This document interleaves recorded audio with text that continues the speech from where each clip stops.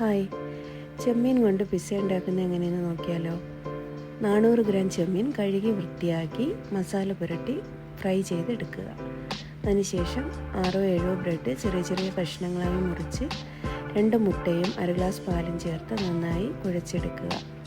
കുഴച്ചെടുത്ത batter ഒരു fry പാനിൽ പരത്തി ചെറിയ തീയിൽ 2 സൈഡും നല്ലതുപോലെ മുരിയിച്ചെടുക്കുക. ചെറുതായിട്ടൊന്ന് ചൂടായി കിട്ടിയാൽ മതി, അപ്പോൾ തന്നെ ബ്രെഡ് കുക്കായി വന്നോളും.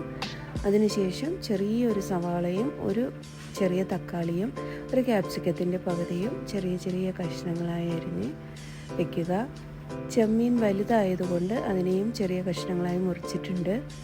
അതിൻ്റെ കൂടെ കുറച്ച് ചീസും ഗ്രേറ്റ് ചെയ്ത് വെച്ചിട്ടുണ്ട്. ഇനി ആ ബ്രെഡിൻ്റെ മുകളിൽ കുറച്ച് പിസ്സ സോസും ടൊമാറ്റോ സോസും ചേർത്തതിന് ശേഷം അതിലേക്ക് ഇതെല്ലാം കൂടി മിക്സ് ചെയ്ത് വിതറി കൊടുക്കുക. ചീസ് നമ്മുടെ ഇഷ്ടത്തിനനുസരിച്ച് കൂട്ടുകയോ കുറയ്ക്കുകയോ ചെയ്യാം.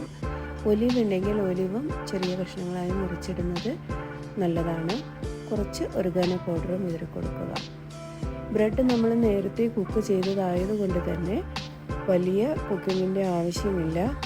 അതായത് തീ വളരെ കുറച്ചിട്ട് മാത്രം അതിനെ കുക്ക് ചെയ്ത് എടുക്കുക.